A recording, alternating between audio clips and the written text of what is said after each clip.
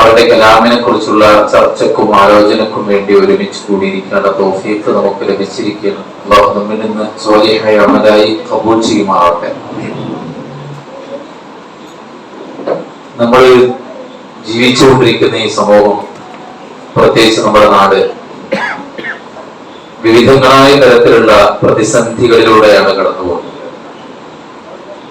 നമുക്കറിയാം, ലോകത്തിന്റെ നാനാഭാഗങ്ങളിലുള്ള വർഗീയ സംഘടനകളുടെ യുദ്ധങ്ങളുടെ വേദനയിൽ കഴിച്ചുകൂട്ടുന്ന, പ്രാർത്ഥനയിൽ കഴിച്ചുകൂട്ടുന്ന ആളുകളാണ് നമ്മൾ. ഇതേ സമയം നമ്മുടെ രാജ്യത്തിന്റെ തലസ്ഥാന നഗരിയിലും മറ്റു ഇതര സ്റ്റേറ്റുകളിലും രാജ്യത്തിലെ പൗരന്മാർക്ക് ജീവിക്കാൻ സ്വാതന്ത്ര്യമില്ലാത്ത, അവരുടെ വീടുകൾ ബുൾഡോസറുകൾ വെച്ച് തകർത്തെറിഞ്ഞുകൊണ്ടിരിക്കുന്ന, ഏറ്റവും നല്ല ലാർജസ്റ്റ് ഡെമോക്രാറ്റിക് കൺട്രി എന്ന പേര് ഇന്നും ചരിത്രത്തിൽ നമുക്ക് തന്നെയാണ് ഉള്ളതെങ്കിൽ പോലും ഡെമോക്രസി എന്ന് പറയുന്നത്, ജനാധിപത്യം എന്ന് പറയുന്നതിന് പുതിയ വ്യാഖ്യാനങ്ങൾ കുറിച്ചുകൊണ്ടിരിക്കുന്ന, പഴയ ചരിത്രങ്ങൾ മാറ്റിമറിച്ച് പുതിയ ചരിത്രങ്ങൾ നിർമ്മിച്ചുകൊണ്ടിരിക്കുന്ന, പഴയ സൗധങ്ങളെ തകർത്ത് പുതിയ സൗധങ്ങൾ തീർത്തുകൊണ്ടിരിക്കുന്ന ഒരു പ്രതിസന്ധി നമ്മൾ ഇന്ന് അനുഭവിച്ചുകൊണ്ടിരിക്കുന്നു. നമ്മുടെ ഈ സ്റ്റേറ്റിലും വഴികള്, റോഡുകള് പ്രശ്നമാണ്, പൊതുസ്ഥാപനങ്ങളുടെ സൗകര്യങ്ങൾ പ്രശ്നമാണ്, അവിടുത്തെ സേഫ്റ്റി വലിയ ചർച്ചാ വിഷയങ്ങളാണ്. അതിലുപരി വിദ്യാസമ്പന്നരായ ആളുകൾക്ക് മതിയായ ജോലി, അവരുടെ ക്വാളിഫിക്കേഷൻ അനുസരിച്ചുള്ള വരുമാനം ലഭിക്കുന്ന തരത്തിലുള്ള ജോലി, മെന്റൽ സ്ട്രെസ് ഇല്ലാതെ ജോലിക്കാർക്ക് വേണ്ട അവകാശങ്ങൾ വകവെച്ചു കൊടുത്തുകൊണ്ടുള്ള തരത്തിലുള്ള പ്രൊഫഷൻ ഇന്ന് നമ്മുടെ നാടുകളിൽ ഇല്ലാത്തതിന്റെ പേരിൽ വിദ്യാസമ്പന്നർ ഇവിടെ നിന്ന് പലായനം ചെയ്തുകൊണ്ടിരിക്കുന്ന ഒരു ഇഷ്യൂ നമ്മൾ അനുഭവിച്ചുകൊണ്ടിരിക്കുന്നുണ്ട്. ധാർമ്മികമായ രംഗത്ത് മൂല്യച്യുതികൾ വർദ്ധിച്ചുകൊണ്ടിരിക്കുന്നുണ്ട്. സാമ്പത്തിക രംഗത്ത് വലിയ പ്രതിസന്ധികൾ നാം അനുഭവിച്ചുകൊണ്ടിരിക്കുന്നുണ്ട്. ഇന്ന് നാം അനുഭവിക്കുന്ന പ്രയാസങ്ങളെ എഴുതി തിട്ടപ്പെടുത്താൻ പറ്റാത്ത കോലത്തിൽ ഓരോ വ്യക്തിയും മാനസികമായി, ശാരീരികമായി അനുഭവിക്കുന്ന പ്രയാസം, കുടുംബപരമായി അനുഭവിക്കുന്ന പ്രയാസം, നമ്മുടെ സമൂഹം ഒന്നടങ്കം അനുഭവിക്കുന്ന പ്രയാസങ്ങൾ വിവിധങ്ങളാണ്, വിഭിന്നങ്ങളാണ്. ഓരോന്നും തിട്ടപ്പെടുത്തി പറയേണ്ട ആവശ്യമില്ല. മനുഷ്യത്വത്തിൽ എന്നും റോൾ മോഡലായിട്ടുള്ള ഒരു സംസ്ഥാനമാണ് നമ്മുടെ സംസ്ഥാനം. മണിക്കൂറുകൾ കൊണ്ട് കോടികൾ കളക്ട് ചെയ്ത ഈ സംസ്ഥാനത്ത് ജീവന്റെ വാല്യൂ പറയേണ്ടതില്ല. പ്രതിയായിരുന്നിട്ട് പോലും കൊലക്കുറ്റത്തിന് വിധിക്കപ്പെട്ടല്ലോ എന്നതിന്റെ പേരിൽ കൊലക്കുറ്റം ഒഴിഞ്ഞു കിട്ടാൻ വല്ല വകുപ്പുമുണ്ടോ എന്ന് ചർച്ച ചെയ്തുകൊണ്ടിരിക്കാൻ മാത്രം ഒരു മലയാളിയുടെ ജീവൻ ഇത്ര വില നമ്മൾ കൊടുക്കുന്നുവെങ്കിൽ ഈ നമ്മുടെ നാട്ടിൽ തന്നെയാണ് ഓരോ ദിവസവും നിരവധി ജീവനുകൾ അന്യായമായി പൊലിഞ്ഞുകൊണ്ടിരിക്കുന്നത്. ഒരു യുവാവിന്റെ കൈകൾ കൊണ്ടാണ് ഒരു കുടുംബത്തിലെ 5 പേരുടെ ജീവൻ നഷ്ടപ്പെട്ടു പോയത്. സ്വന്തം അമ്മയെ കൊന്നൊടുക്കുന്നത് സ്വന്തം മകനാണ്. സ്വന്തം ഭാര്യയെ ഇല്ലാതാക്കുന്നത് പ്രേമവും സ്നേഹവും നടിച്ച് സ്വന്തം കുടുംബത്തെ പോലും ഉപേക്ഷിച്ച് പോകാൻ അവളെ പ്രേരിപ്പിച്ച അവളുടെ കാമുകനും പിന്നീട് അവരുടെ ഭർത്താവുമായ ഭർത്താവിന്റെ കൈകൊണ്ടാണ് ഒരു ഭാര്യയ്ക്ക് ജീവൻ നഷ്ടപ്പെട്ടു പോകുന്ന സാഹചര്യം ഉണ്ടാകുന്നത്. സ്നേഹം നടിച്ച് കൂടെ കൂടിയവന്റെ കൂടെ ജീവിക്കാൻ താല്പര്യമില്ലാത്തതിന്റെ പേരിൽ കഷായത്തിൽ വിഷം കലർത്തി കുടിപ്പിച്ചതും വിദ്യാസമ്പന്നയായ 10ലും +2ലും ഫുൾ A+ കിട്ടിയ ഈ മലയാളക്കരയിലെ ഒരു പെൺകുട്ടിയുടെ കൈകൾ കൊണ്ടാണ് ഒരു നിഷ്കളങ്കനായ ഒരുത്തൻ അവനവന്റെ ജീവൻ നഷ്ടപ്പെട്ടു പോകേണ്ട സാഹചര്യം ഉണ്ടായി. ഇത്തരം പ്രതിസന്ധികളും പ്രയാസങ്ങളും ഒക്കെ ഈ നാട്ടിൽ ഉണ്ടായിരിക്കെ ഇതിനു വേണ്ട നിയമ നടപടികളും നിയമ നിർമ്മാണങ്ങളും നടത്തി നിയമങ്ങൾ കണിശമായി പാലിച്ച് അത് നടപ്പിലാക്കി ഇവിടുത്തെ വിദ്യാസമ്പന്നർക്ക് ജോലി ഉറപ്പാക്കി, ഇവിടുത്തെ സുരക്ഷാ പ്രശ്നങ്ങൾക്ക് സുരക്ഷ ഉറപ്പാക്കി, ഇവിടുത്തെ രോഗ ആരോഗ്യ രംഗത്ത് അനുഭവിക്കുന്ന പ്രതിസന്ധികൾക്ക് മെഡിക്കൽ കോളേജുകളിലും അതുപോലെ തന്നെയുള്ള ഗവൺമെന്റ് മെഡിക്കൽ സ്ഥാപനങ്ങളിലും മതിയായ സൗകര്യങ്ങൾ ഏർപ്പെടുത്തി അതെല്ലാം നിർവഹിച്ചു പോകേണ്ട സർക്കാർ പോലും ലക്ഷ്യം വെക്കുന്നത് സമൂഹത്തിന്റെ ഏറ്റവും സുഭദ്രമായ നീക്കുപോക്കിനെ തടസ്സം സൃഷ്ടിക്കാൻ പറ്റുന്ന തരത്തിലുള്ള പുരോഗമന എന്ന പേര് ചാർത്തിക്കൊണ്ട് നടപ്പിലാക്കുന്ന പുതിയ സിസ്റ്റങ്ങളാണ്. കുടുംബം എന്നുള്ളത് ഏറ്റവും സമാധാനത്തിന്റെയും സന്തോഷത്തിന്റെയും സുരക്ഷിതത്വത്തിന്റെയും അതിലുപരി മതത്തിന്റെയും സെക്യൂരിറ്റി ഉറപ്പാക്കുന്ന ഒരു ഇടമാണ്. കുടുംബം എന്ന് പറയുന്നത് ഒരാൾക്ക് ചോദിക്കാനും പറയാനും ഒരാൾ ഉണ്ടാവുക എന്നതിന്റെ പേരാണ്. കുടുംബം എന്ന് പറയുന്നത് നമുക്ക് കടന്ന് കയറി ചെല്ലാനുള്ള ഒരു ഇടം, നമുക്ക് ആശ്വസിക്കാനുള്ള ഒരു ഇടം, നമുക്ക് വിശ്രമിക്കാനുള്ള ഒരു ഇടം, നമുക്ക് സമാധാനിക്കാനുള്ള ഒരു ഇടം എന്നതിന്റെ പേരാണ് കുടുംബം എന്ന് പറയുന്നത്. സമൂഹത്തിന് ഉപകാരപ്പെടുന്ന, കുടുംബത്തിന് ഉപകാരപ്പെടുന്ന, ചരിത്രത്തിൽ ഇടം പിടിക്കുന്ന നല്ല മനുഷ്യന്മാരെ ബോധപൂർവം ക്രിയേറ്റ് ചെയ്യാനുള്ള ചില നിർമ്മാണശാലകളാണ് യഥാർത്ഥത്തിൽ കുടുംബം എന്ന് പറയുന്നത്. പക്ഷേ അത്രയും സുഭദ്രമായ ഒരു കുടുംബം ഇവിടെ സിസ്റ്റമാറ്റിക് ആയിട്ട് പോകുന്നു എന്നതാണ് സർക്കാരിന്റെ അടക്കം മുമ്പിലുള്ള ഇന്നത്തെ ഏറ്റവും വലിയ പ്രശ്നമായി അവർ കാണുന്നത്. ജെൻഡർ ന്യൂട്രാലിറ്റി എന്ന പേരിൽ പെൺകുട്ടികളെ കൊണ്ട് മാത്രം, ആൺകുട്ടികൾക്കില്ല. അത് പെണ്ണുങ്ങൾ പ്രത്യേകം ശ്രദ്ധിക്കുകയും വേണം. ഞങ്ങളുടെ അവകാശത്തിന് വേണ്ടിയാണ് സംസാരിക്കുന്നത്, ഞങ്ങളുടെ സ്വാതന്ത്ര്യത്തിന് വേണ്ടിയാണ് ശബ്ദമുയർത്തുന്നത് എന്ന് തെറ്റിദ്ധരിച്ച ഏതെങ്കിലും പുരോഗമനവാദികൾ സ്ത്രീകളുടെ കൂട്ടത്തിലുണ്ടെങ്കിൽ നിങ്ങൾ ഫെമിനിസ്റ്റുകളുടെ ഒരു അടിമയായി മാറുന്നുണ്ട് എന്ന ഒരു സന്തോഷ വാർത്തയാണ് അവരോട് അറിയിക്കാനുള്ളത്. ഇത് പെണ്ണുങ്ങളോട് മാത്രമാണ്. ആണുങ്ങൾ സാരി ചീറ്റണമെന്നോ, ആണുങ്ങള് ചുരിദാർ ധരിക്കണമെന്നോ, ആണുങ്ങൾ നാളെ ബ്ലൗസ് ധരിച്ച് മാക്സ് ധരിച്ച് വീട്ടിൽ നടക്കണമെന്നോ ഇതുവരെ ഒരു ബുദ്ധിജീവിയും ഒരു തത്വചിന്തകനും ഒരു യുക്തിവാദിയും ഇതുവരെ ജൽപ്പിച്ചത് നമ്മൾ ആരും കേട്ടിട്ടില്ല. എല്ലാ പെണ്ണുങ്ങളും നേർക്കാണ്. എന്തിനാണ് ഇത്തരം കാര്യങ്ങൾ കൊണ്ടുവരുന്നത് എന്ന ആ ഒരു കാര്യത്തിന് മുന്നിൽ പെണ്ണുങ്ങൾക്ക് സ്വാതന്ത്ര്യം ഉണ്ടാക്കി കൊടുക്കുകയാണ് എന്ന് പറഞ്ഞവരുണ്ട്. പക്ഷെ മന്ത്രിയുടെ തന്നെ വായിലൂടെ വന്നത് നിലവിലുള്ള സിസ്റ്റം എന്ന് പറയുന്നത് പരമ്പരാഗതമായി സ്ത്രീകൾ പുരുഷന്മാരും തമ്മിൽ കോണ്ടാക്ട് ഉണ്ടാകാൻ ഇവിടെ ഒരു ഉപാധിയുണ്ട് നമ്മുടെ നാട്ടിൽ. അത് ഇവിടുത്തെ ഹിന്ദുവും ക്രിസ്ത്യാനിയും മുസ്ലിമും എല്ലാവരും ആസ് യൂഷ്വൽ ഫോളോ ചെയ്തുകൊണ്ടിരിക്കുന്നതാണ്. ആ സിസ്റ്റം ആ വിവാഹത്തിലൂടെയാണ് ഒരാൾക്ക് ഇഷ്ടപ്പെട്ട ഒരാളുമായിട്ട് സെക്സ് ചെയ്യാനും അയാളോടൊത്ത് ജീവിക്കാനും പറ്റുന്ന ആ സിസ്റ്റം മാറിയിട്ട് വിശക്കുമ്പോൾ ഹോട്ടലിൽ കയറി ഭക്ഷണം കഴിക്കുന്നത് പോലെ, ദാഹിക്കുമ്പോൾ വെവ്വേറെ കൂൾബാറുകളിൽ കയറി വെള്ളം കുടിക്കുന്നത് പോലെ ആർക്കും എവിടെയും കയറി ചെല്ലാനും ആരുമായിട്ടും ശരീരം പങ്കുവെക്കാനുമുള്ള ഒരു സെക്ഷൽ ഫ്രീഡമാണ് ഇവിടെ ആവശ്യം. അതിനുവേണ്ടിയാണ് ജെൻഡർ ന്യൂട്രാലിറ്റി എന്ന പേരിൽ എഴുന്നള്ളിക്കുന്നത് എന്ന് അറിഞ്ഞുകൊണ്ടോ അറിയാതെയോ, അല്ലെങ്കിൽ വായിക്കാൻ പാടില്ലാത്തത്, പറയാൻ പാടില്ലാത്തത്, മനസ്സിലിരിപ്പ് അറിയാതെയോ വായിൽ നിന്ന് ചാടിയപ്പോൾ നമ്മൾ കേട്ടത് ഇവിടുത്തെ കുടുംബ സംവിധാനം അതാണ് ഏറ്റവും വലിയ വെല്ലുവിളി എന്നതാണ്. ആർക്കാണ് ഈ കുടുംബ സംവിധാനം വെല്ലുവിളി? ധാർമ്മികത പാലിക്കാൻ ഉദ്ദേശിക്കുന്ന ആളുകൾക്ക് ഇതൊരു വെല്ലുവിളിയല്ല. സമാധാനം കൊതിക്കുന്നവർക്ക് ഇതൊരു വെല്ലുവിളിയല്ല. സ്വസ്ഥമായിട്ട് സന്തോഷത്തോടെ ജീവിക്കണമെന്ന് ആഗ്രഹിക്കുന്ന മുഴുവൻ ആളുകളും കുടുംബം ചേർത്ത് പിടിച്ച് കുടുംബ സംഗമങ്ങൾ നടത്തുകയും കുടുംബങ്ങളിലൂടെ സന്ദർശനങ്ങൾ നടത്തുകയും വിവാഹം കഴിച്ച് അതിലൂടെ പ്രത്യുൽപാദനം നടത്തി അതിലൂടെ സ്വസ്ഥമായി ജീവിക്കുകയും ചെയ്യാനാണ് അവരെല്ലാവരും ആഗ്രഹിക്കുന്നത്. ഈ പറയുന്ന പുരോഗമനവാദികളും ജന്മം കൊണ്ടത് അവരുടെ അച്ഛനും അമ്മയ്ക്കും ഈ പുരോഗമന ചിന്ത ഇല്ലാത്തത് കൊണ്ട് മാത്രമാണ്. അന്ന് അച്ഛൻ ഞാനൊരു ഏട്ടന്റെ കൂടെ പോയിട്ട് ആ ഏട്ടനെ തന്റെ ഭാര്യയായി സ്വീകരിച്ചിട്ട് മുന്നോട്ട് പോകാം എന്ന് പുരോഗമനമായി ചിന്തിച്ചിരുന്നെങ്കിൽ ഇന്നത്തെ പുരോഗമനവാദികൾക്ക് പുരോഗമനം പറയാൻ ജീവൻ ഉണ്ടാവുമായിരുന്നു. അച്ഛൻ പഴയ കാലക്കാരനായതുകൊണ്ട് 6-ാം നൂറ്റാണ്ടിൽ നിന്ന് വണ്ടി കിട്ടാത്ത ആളായതുകൊണ്ട് ഈ പറയുന്ന പുരോഗമനവാദികളും വലിയ ആക്ടിവിസ്റ്റുകളും ഒക്കെ ജനിക്കാനും അവർക്കൊക്കെ മാലിന്യങ്ങൾ ചർദ്ദിക്കാനും പാശ്ചാത്യ നൂറ്റാണ്ടുകൾക്ക് മുമ്പ് തള്ളിയത് ഇന്ന് അവരെല്ലാം യൂട്ടേൺ അടിച്ചുകൊണ്ടിരിക്കുന്ന ആ ഒരു ജാഹിലിയത്തിൽ നിന്ന് അവരെല്ലാം രക്ഷപ്പെടാൻ ശ്രമിക്കുമ്പോൾ ആ ജാഹിലിയത്തിലേക്ക് കൊണ്ടുപോകുന്ന ഇന്നത്തെ പുരോഗമനവാദികൾക്കാണ് ഇതിലൊക്കെ അസ്വസ്ഥതയുള്ളത്. എന്തിനാണ് ഈ അസ്വസ്ഥത? ഈ അതിർവരമ്പുകൾ അവർക്ക് തടസ്സമാണ്. കുടുംബം എന്ന വ്യവസ്ഥയിലൂടെ ഒരാളെ കിട്ടൂ എന്ന് വരുമ്പോൾ തനിക്ക് ബാധിച്ചിട്ടുള്ള തന്റെ സെക്ഷ്വൽ ആയിട്ടുള്ള ആരോടും തനിക്ക് തോന്നുന്ന ആ ഒരു ആർത്തി തീർക്കാൻ ഈ കുടുംബ വ്യവസ്ഥ ഇവിടെ തടസ്സമാണ്. ശരീരം വിറ്റ് കാശുണ്ടാക്കുന്നവർക്ക് ബിസിനസ് കൂട്ടാൻ ഈ കുടുംബം എന്ന വ്യവസ്ഥ തടസ്സമാണ്.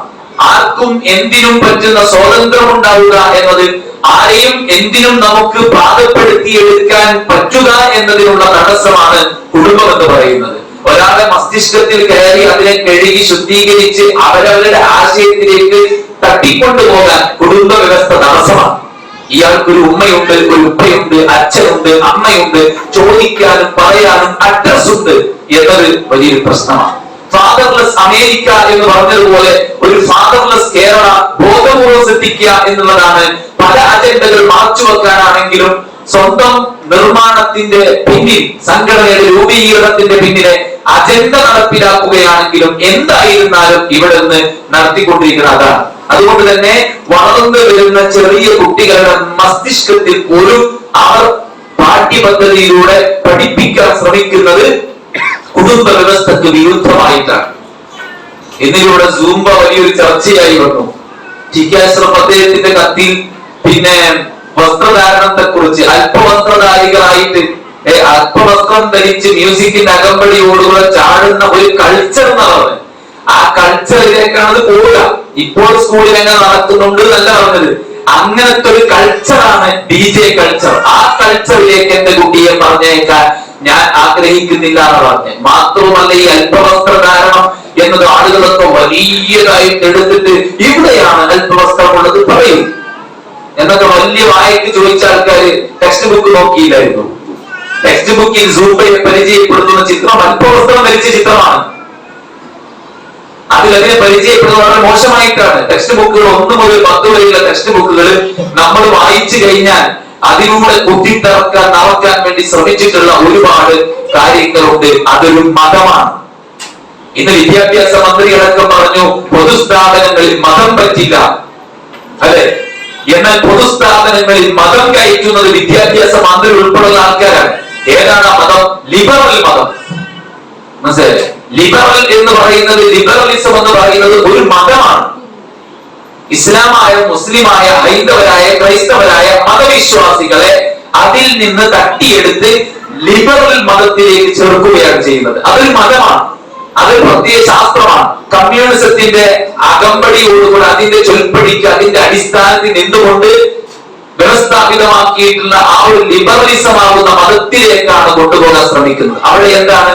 ഇവിടെ കുടുംബമില്ല, ആർക്കും ആരോടൊപ്പം ജീവിക്കാം. എനിക്ക് ആണാണെന്ന് തോന്നുന്നില്ല, പെണ്ണെന്ന് തോന്നുന്നെങ്കിൽ സ്വയം ഐഡന്റിഫൈ ചെയ്തുകൊണ്ട് ഐ ആം എ ഗേൾ എന്ന് പറഞ്ഞ് ആ സദസ്സിന്റെ, ഈ സദസ്സിന്റെ ലെഫ്റ്റ് സൈഡിലെ മധ്യത്ത് പോയിട്ട് എനിക്കിരിക്കാം. അപ്പോൾ എന്റെ താടി, that's not a matter. അപ്പോൾ എന്റെ സെക്ഷൽ ഓർഗൻസ്, അത് അത്രയും വിഷയമല്ല. ഞാൻ എന്നെ കുറിച്ച് പറയുന്നത് ഞാൻ പെണ്ണാണ്, നിങ്ങളത് വിശ്വസിച്ചോളണം. സെൽഫ് ഐഡന്റിഫിക്കേഷൻ, ഇതൊക്കെയാണ് അവരുടേതായിട്ടുള്ള പുരോഗമനങ്ങൾ. ആർക്ക്? എനിക്കൊരു പെണ്ണിനോടാണെങ്കിൽ പെണ്ണുമായി, ആണിനോടാണെങ്കിൽ ആണുമായി. എനിക്കിനി പോകുന്ന റോഡിലൂടെ പോകുന്ന ഒരു പട്ടിയോടാണ് എന്തെങ്കിലും അട്രാക്ഷൻ തോന്നുന്നതെങ്കിൽ അതും നാച്ചുറൽ. ഒരു കാലത്ത് സെക്ഷൽ ഡിസോർഡർ എന്ന് പറഞ്ഞിരുന്ന കാര്യങ്ങൾ ഇന്ന് സെക്ഷൽ റൈറ്റ്സ് ആയി മാറിയിരിക്കുകയാണ്. ലൈംഗിക വൈകൃതമല്ലേ ഒരു കുട്ടിയെ പീഡിപ്പിക്കുന്നത്, അല്ലെ? ഒരു 4 വയസ്സ് 6 വയസ്സുകാരനെ ലൈംഗികമായി പീഡിപ്പിക്കുക എന്ന് പറഞ്ഞാൽ അത് ഒരു വലിയൊരു പിന്നെ പീഡനമാണ്, റേപ്പാണ്.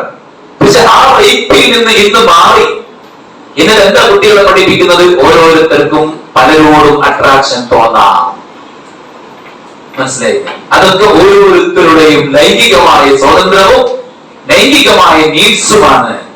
കുടുംബമായി തന്നെ ജീവിക്കണമെന്ന നിർബന്ധമില്ല. കല്യാണം കഴിച്ചുകൊണ്ട് തന്നെ ഒരാളുടെ കൂടെ കഴിയണമെന്ന് ഉറപ്പില്ല. എന്തിനാണ് ഇങ്ങനെയൊക്കെ ഒരാളെ മാത്രം എന്ന നിലക്ക് എന്നിട്ട് അയാളെ തന്നെ സഹിച്ചുകൊണ്ട് ആവശ്യം തോന്നുന്ന ആളോടൊപ്പം ജീവിക്കാം? ഇങ്ങനെയൊക്കെ പറയുന്നതിലൂടെ മൊത്തത്തിൽ ഇവിടെ ഉണ്ടാകുന്നത് നമ്മൾ ഉൾക്കൊണ്ട വിശ്വാസം, കർമ്മം, സ്വഭാവം, നമുക്കുണ്ടാകേണ്ട ചിട്ടവട്ടങ്ങൾ തകർക്കപ്പെടുന്നതോടൊപ്പം കുടുംബം എന്ന വ്യവസ്ഥ ഇവിടെ ഇല്ലാതായി. എന്താ ഏറ്റവും വലിയ ക്രൈസിസ്? കല്യാണമാണ്. ആർക്കും വേണ്ട? കല്യാണ പ്രായമായ കുട്ടികൾക്ക് കല്യാണം വേണ്ട. എനിക്ക് എന്റെ ലൈഫാണ് ഏറ്റവും വലുത്, എനിക്ക് എന്റേതായിട്ടുള്ള സ്വാതന്ത്ര്യം വേണം, എന്നെ നിയന്ത്രിക്കാൻ ആരും ഉണ്ടാകരുത്, എനിക്ക് ഇത്തരത്തിലുള്ള ബേഡൻ ഒരിക്കലും ഭാരങ്ങളൊന്നും എനിക്ക് സഹിക്കാൻ വയ്യ, എനിക്ക് സെക്ഷലി കിട്ടുന്ന ആസ്വാദനം വേണം, പക്ഷെ എനിക്ക് റെസ്പോൺസിബിലിറ്റി ഏറ്റെടുക്കാൻ വയ്യ, എനിക്ക് സ്നേഹവും വാത്സല്യവും വേണം, പക്ഷെ ഉത്തരവാദിത്വമായി ഏറ്റെടുത്തുകൊണ്ടുള്ള ഒരു സ്നേഹവും വാത്സല്യവും എനിക്ക് വേണ്ട. ഈ ഒരു അവസ്ഥയിലേക്ക് കാര്യങ്ങൾ പോവുകയാണ്. അതിന് പറ്റിയ ചില നിർമ്മാണങ്ങൾ ഇവിടെ നടന്നുകൊണ്ടിരിക്കുന്നുമുണ്ട്. ഇറങ്ങുന്ന പുതിയ പുതിയ സിനിമകളെല്ലാം പുതിയ തലമുറയുടെ തലച്ചോറിലേക്ക് കുത്തിത്തറക്കുന്നത് വഴിതെറ്റാനും അവകാശമുണ്ട് എന്നാണ്. അതുകൊണ്ട് ഉപദേശിക്കാൻ വരുന്ന മാമന്മാരോട് പറയാനുള്ളത്, നിങ്ങൾ മിണ്ടാതിരിക്കുക, ഇത് ഞങ്ങളുടെ സ്വതന്ത്രമാണ്. ഞങ്ങൾ നിങ്ങൾ ഉപദ്രവിക്കുന്നില്ലല്ലോ, നിങ്ങൾക്കാർക്കും ഞങ്ങൾ ഹാം ഉണ്ടാക്കുന്നില്ലല്ലോ. മറ്റുള്ളവർക്ക് ഹാം ഉണ്ടാക്കുകയാണെങ്കിൽ അത് ബുദ്ധിമുട്ടാണ്. ഇത് മറ്റൊരാളെയും ബുദ്ധിമുട്ടിക്കാതെ ഞാൻ കണ്ടുപിടിക്കും, ഞാൻ കഞ്ചാവടിക്കും, ഞാൻ MDMA കഴിക്കും. നിങ്ങൾക്കെന്താ പ്രശ്നം? നോക്കി പോലെ എന്ന് ചോദിക്കുന്ന പുതിയ ഒരു തരത്തിലേക്ക് കാര്യങ്ങളെ കൊണ്ടെത്തിക്കുകയാണ് പുതിയ സിനിമകൾ അധികവും. കണ്ടോ, അദ്ദേഹം എത്ര ഈമാനുള്ള ആളാണ്, നിസ്കരിക്കുന്നു.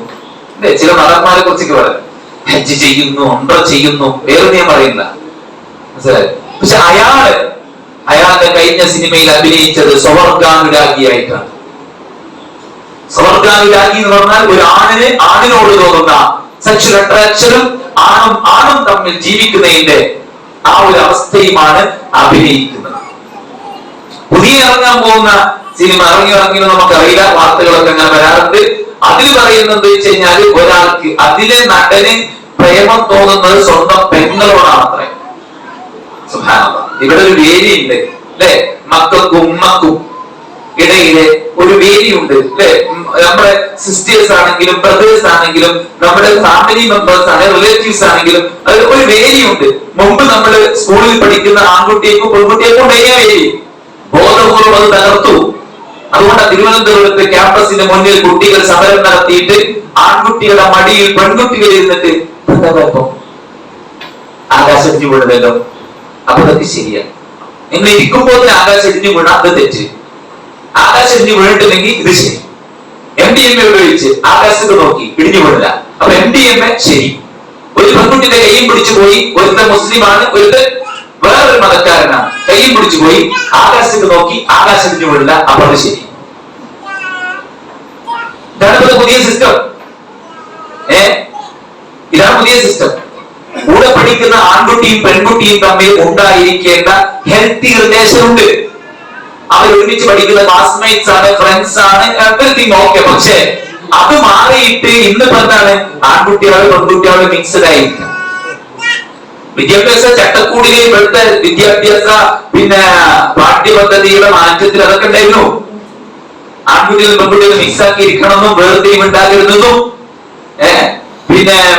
യൂണിസെക്സ് ടോയ്ലറ്റുകള്, യൂണിസെക്സ് ഹോസ്റ്റലുകള്, അതൊക്കെ വേണമെന്നും അത് നടപ്പിലാക്കിയിട്ടുണ്ടായി.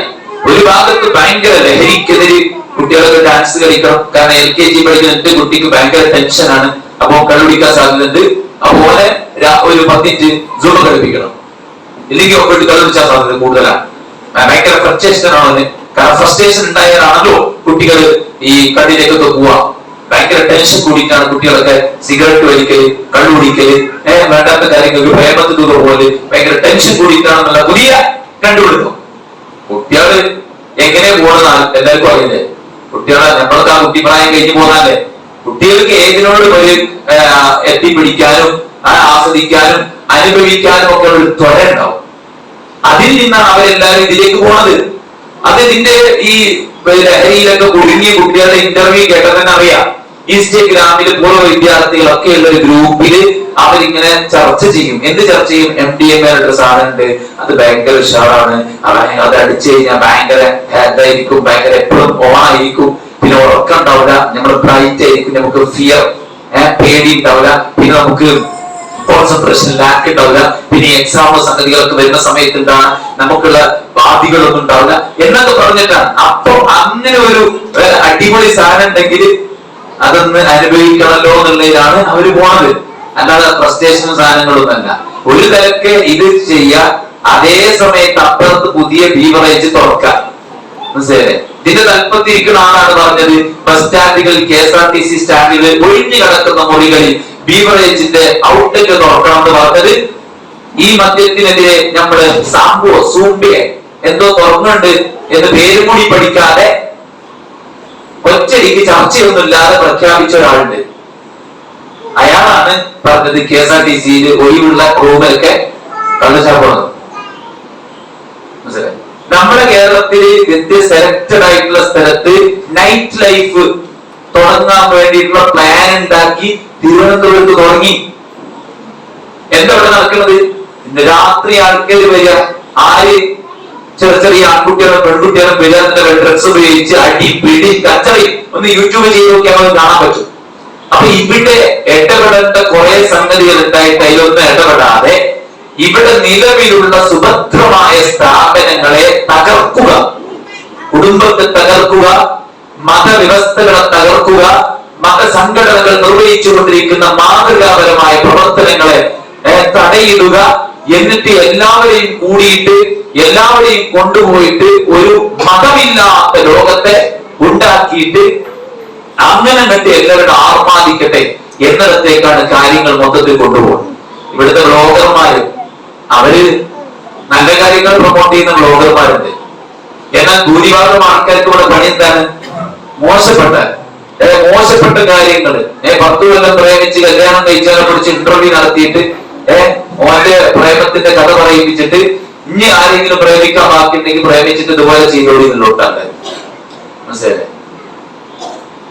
വേണ്ടാത്തരങ്ങൾക്ക് കുടപിടിക്കുന്ന, അതിനു വേണ്ടിയിട്ട് അതിനെ പ്രൊമോട്ട് ചെയ്യുന്ന, അതൊക്കെ പെട്ട പ്രശ്നം എന്ന നിലക്ക് മതപരമായ കാര്യങ്ങളെ പുച്ഛിക്കുന്ന, ഇപ്പൊ സൂംബ വിഷയത്തില് എതിർപ്പുമായിട്ട് നമ്മുടെ മതസംഘടനകളും പണ്ഡിതന്മാരൊക്കെ വന്നപ്പോ കുറെ ബ്ലോഗർമാര് അതിനെ ട്രോളിയിട്ട് കുറെ സാധനങ്ങൾ. അവർക്ക് ഇവിടെ എന്താ പരിപാടി? ഇവിടുത്തെ ഈ സുഭദ്രമായ പോക്കിനെ ഇല്ലാതാക്കുക എന്നതാണ്. അതുകൊണ്ട് തന്നെ ഇത്തരത്തിൽ യൂട്യൂബും ഇൻസ്റ്റാഗ്രാമും സിനിമകളും ഇതുമൊക്കെയായി കഴിച്ചു കൂട്ടുന്ന ആൾക്കാരുടെ മൈൻഡ് സെറ്റ് എന്തായിരിക്കും ചോദിച്ചാൽ കല്യാണം കഴിക്കണ്ട, ഉമ്മ ഇവര് നോക്കണ്ട, ഭാര്യങ്ങളൊന്നും ഏറ്റെടുക്കണ്ട, പ്രത്യേകിച്ച് 2 കൈയും കാലൊക്കെ കെട്ടിയിടലാണ് കല്യാണം, ഭർത്താവ് നിന്നെ നിയന്ത്രിക്കും, നീ ഭർത്താവിന്റെ അടിമയായിരിക്കും. ഇങ്ങനെയുള്ള കുറെ കാര്യങ്ങൾ ബോധപൂർവം ഇവിടുത്തെ സിനിമകളും ഇവിടുത്തെ പാഠ്യപദ്ധതികളും ഇവിടുത്തെ ബ്ലോഗർമാരും ഇവിടുത്തെ ഓരോ സമൂഹത്തെ വിറ്റ് കാശുണ്ടാക്കുന്ന ആൾക്കാരൊക്കെയും ഇങ്ങനെ ഒരു സൊസൈറ്റി വാർത്തെടുക്കാൻ വേണ്ടി ശ്രമിച്ചുകൊണ്ടിരിക്കുകയാണ് ഇവിടെ. അതുകൊണ്ട് തന്നെ കാഴ്ചപ്പാട് മൊത്തം മാറി. ആ കാഴ്ചപ്പാട് മാറ്റം എല്ലാത്തിലുണ്ട്. ഇപ്പൊ എല്ലാവരും കണ്ടിട്ടുണ്ടോ ഒരു വീഡിയോ? അമ്മനെ വൃദ്ധസദനത്തിലേക്ക് കാണാൻ വരുന്ന ഒരു പെണ്ണും കുട്ടികളും പെണ്ണുങ്ങൾ അവിടെ അമേരിക്കയിൽ അവിടെ വർക്ക് ചെയ്യുന്ന കുടുംബസമേതം സെറ്റിൽ ആയിട്ട് എന്നിട്ട് അവര് ബ്ലോഗ് ചെയ്യാണ്. അമ്മനെ കാണാൻ പോണത്. എന്നിട്ട് അമ്മ പിന്നെ ഈ വൃദ്ധസദനത്തിൽ താമസിക്കാൻ ഇവര് ബ്ലോഗും ചെയ്തിട്ട് വിളിച്ചുണ്ടാട്ടി മക്കളെയും കൊണ്ട് കുത്തിക്കേറി വന്നിട്ട് അതൊരു സംഭവമാക്കി എടുക്കാം.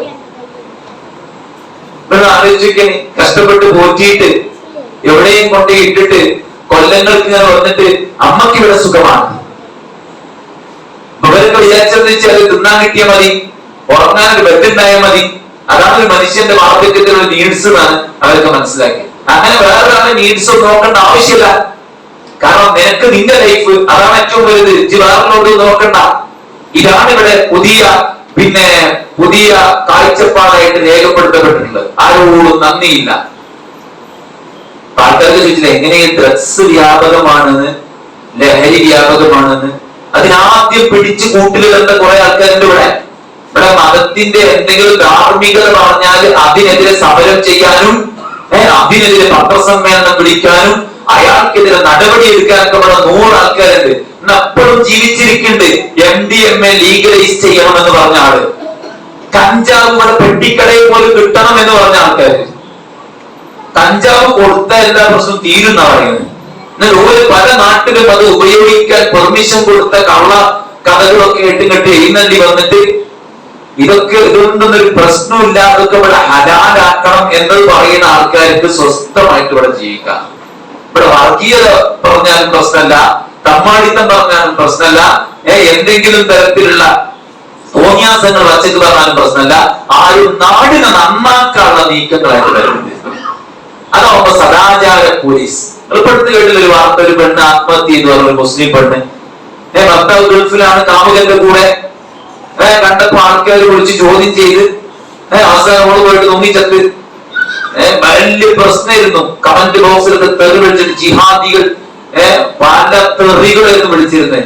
പിറ്റത്തെ ദിവസം ചാനൽ നോക്കിയപ്പോ ഈ പെണ്ണിന്റെ അമ്മ ചാനലുകാരോട് പറഞ്ഞു ഓരാരും തെറ്റും ചെയ്തിട്ടില്ല.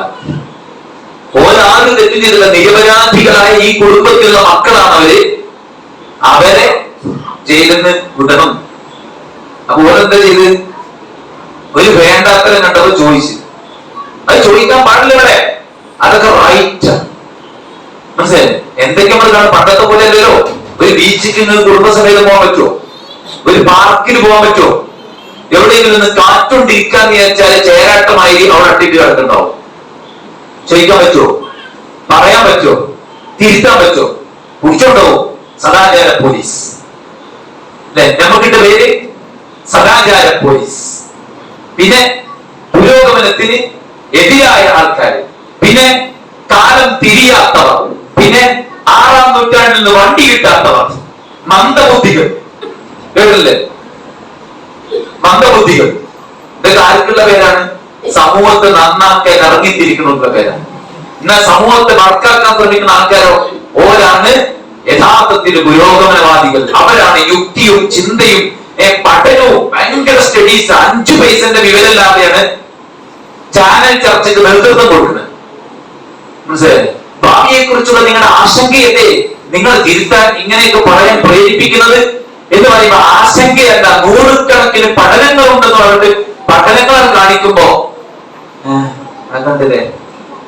ഈവൻ ഇവിടുത്തെ പത്രമാധ്യമക്കാര് പാഠപുസ്തകം പോലും നോക്കാൻ വന്ന് ഒരു എന്താണ് ഇത് കുറച്ച് മൊയിലേമാര് മൈക്കിട്ടിയമാണ് പ്രസംഗിച്ചതാ, ഒന്നും പഠിച്ചാലും നോക്കാതെ പാട്ടും മ്യൂസിക്കും ഡാൻസൊക്കെ ഓർക്ക് പറ്റാത്തതാണല്ലോ. അപ്പൊ ആ ഓരോ മതത്തിന്റെ കൂട്ടില് പുതിയ ജനറേഷനെ കണ്ട് കുറുക്കിടാൻ വേണ്ടിയിട്ട് ഓരോടെ ഇറങ്ങിയതാണ്. പിന്നെ തൊട്ടുനോക്കുമ്പോഴല്ലേ ഇത് ഭയങ്കര പ്രശ്നം തന്നെയാണ്. ഇവരൊക്കെ പഠിച്ചിട്ട് തന്നെയാണ് വന്നത് എന്ന് തോന്നുന്നത്. അപ്പൊ ഞാൻ പറയുന്നത് വെച്ച് കഴിഞ്ഞാൽ സമൂഹത്തെ ഒന്നടങ്കം തകർക്കാനും നശിപ്പിക്കാനും ശ്രമിക്കുന്നതിന്റെ വിവിധങ്ങളായിട്ടുള്ള ഭാഗങ്ങളാണ്.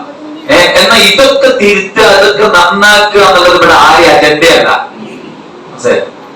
അതുകൊണ്ട് നമുക്കെങ്കിലും ആ ഒരു ബോധം, ആ ഒരു പിന്നെ തിരിച്ചറിവ് നമുക്കുണ്ടായിരിക്കണം. ഇതൊന്നും വെറുതെ ഉണ്ടായതല്ല. ഒരു സുപ്രഭാതത്തില് കുട്ടികളൊക്കെ പറഞ്ഞ കൂടി ഞങ്ങൾക്ക് പഠിച്ചണം, ഞങ്ങൾക്ക് ജോലിയാണോ, എന്നിട്ട് മതി കല്യാണം എന്ന് വെറുതെ പറഞ്ഞൊന്നല്ല. അതൊക്കെ ബോധപൂർവമുള്ള ക്രിയേഷനാണ്. മുസ്ലിം പെൺകുട്ടികൾ ആൺകുട്ടികളെ വേഷം ധരിച്ചിട്ട് ഇപ്പൊ നല്ല കംഫർട്ട് ഉണ്ട്, ഇപ്പൊ നല്ല സുഖമുണ്ട്. മറ്റൊരു സുഖമില്ലേ? ബസ് കയറാനൊക്കെ ഭയങ്കര ബുദ്ധിമുട്ടേ. ഇപ്പൊ ബസ് കയറാനൊക്കെ നല്ല സുഖം. ഇതൊന്നും വെറുതെ ഉണ്ടായതല്ല, അതൊക്കെ ബോധപൂർവ്വം ക്രിയേറ്റ് ചെയ്ത. മനസ്സിലാക്കട്ടോ? എന്താ ഇതിന് കുഴപ്പം? കുട്ടികൾ ചെയ്യും പ്രേമിച്ചാൽ എന്താ കുഴപ്പം? ഇഷ്ടപ്പെട്ടാണോ എന്താ കുഴപ്പം? ഇഷ്ടമുള്ള ചെറിയ കുട്ടികളെ പേപ്പറിൽ എഴുതി കൊടുക്കുക. ഏത് ചെറിയ കുട്ടികൾ? പ്രായം പറയാൻ പറ്റൂല. പ്രായം പറഞ്ഞ ചെറിയ കുട്ടികൾ ഞാനൊക്കെ മോശക്കാരനായ ഞാൻ എഴുതി കൊടുത്തല്ലോ, അതുകൊണ്ട് പ്രായം പറയാൻ ചെറിയ കുട്ടികൾ വരെ എഴുതി കൊടുക്കുന്ന സാധ്യത. അതെന്താ? അതാണ് ഒരു റീൽസിൽ കാണുന്നത്. ഒരു കുട്ടിക്ക് നിൽക്കുക, കരഞ്ഞിങ്ങനെ നിൽക്കുക. അപ്പൊ അവളെ പിന്നെ അമ്മ വന്നിട്ട് ചോദിക്കുക എന്തേ? ഒന്നുമില്ല. മറ്റോണ്ട് ചേച്ചിണ്ടാവില്ല തന്നെ. ആര്? ഓളെ നാമൂഹൻ. ഇത്തിരി പോണ LKG കുട്ടിനോട് റീൽസിലൂടെ അമ്മ ചോദിക്കണം, ഉമ്മ ചോദിക്കുന്ന ചോദ്യം ഓനെന്നെ തേച്ചില്ലേ? ഇന്ന് ഞാൻ ഉറക്കെ പറഞ്ഞതാ, അന്നെ വേണ്ടാന്ന് ഉറക്കെ പറഞ്ഞതാ. സംഭവം ഇപ്പൊ വെച്ച് കഴിഞ്ഞാല് ഉത്ബോധനം ഇങ്ങനെ കൊടുക്കണ്ടെന്ന് അറിയാത്ത കുറെ അവസ്ഥയിലാക്കണ്ടേ. ആര്? ഈ ബ്ലോഗർമാരൊക്കെ. അതായത് മതസൗഹാർദ്ദം പറയാൻ ഒരുത്തൻ രണ്ടാളിങ്ങനെ ഇരിക്കുക. ഓ വന്നിട്ട് ഇറച്ചിപ്പൊതിയായിട്ട് ബലിയനാക്ക് ബ്ലഡുണ്ടാവും, ഇറച്ചിപ്പൊതിയായിട്ട് വന്നിട്ട് എന്നടാ. അപ്പൊ പൊട്ടൊക്കെ തൊട്ടോ മറ്റേ മുസ്ലിം സുഹൃത്ത് എണീറ്റിട്ട് സന്തോഷത്തോടെ കാണാൻ നിൽക്കുമ്പോ അനക്കല്ല ഓന.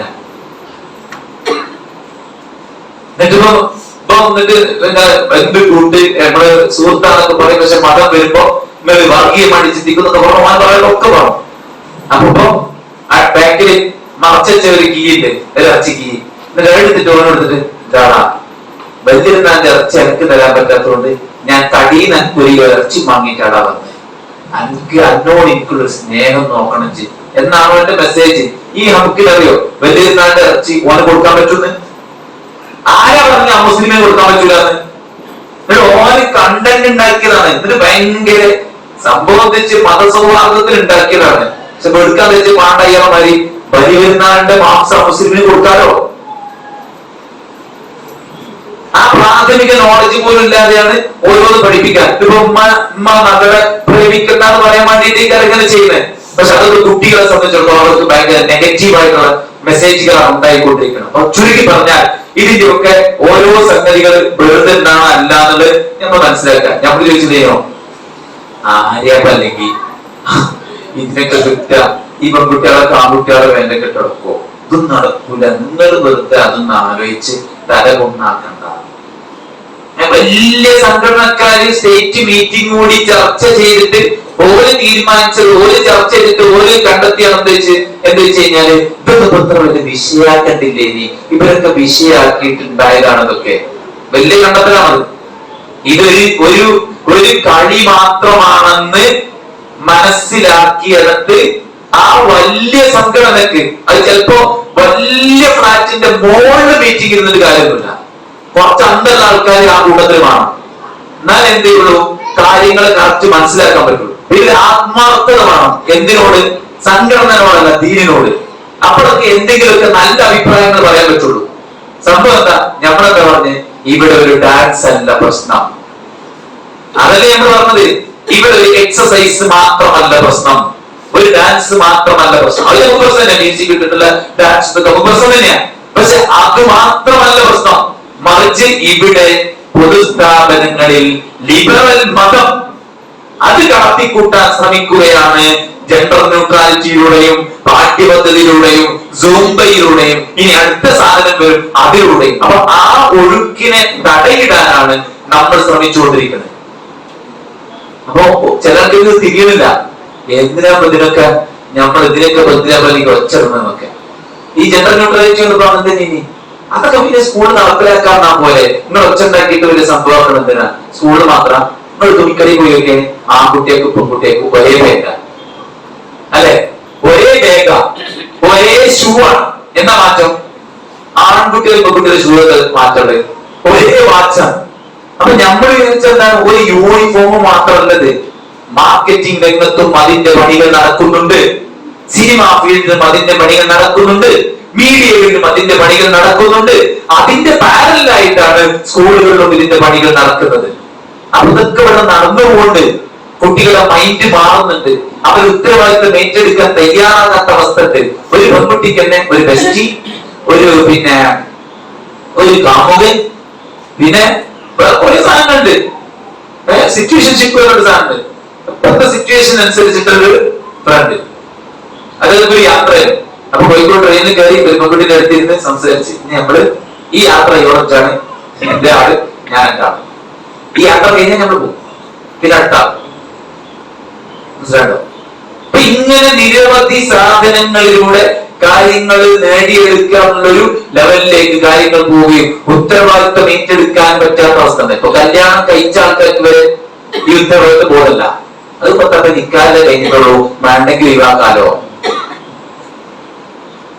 കല്യാണം നിക്കാഹ് കഴിഞ്ഞിട്ടും പഴയ കാമുകരുമായിട്ട് ബന്ധം നിലനിർത്തി കൊണ്ടുനടക്കുന്ന ആൾക്കാർ ഇപ്പോഴും ഉണ്ട്.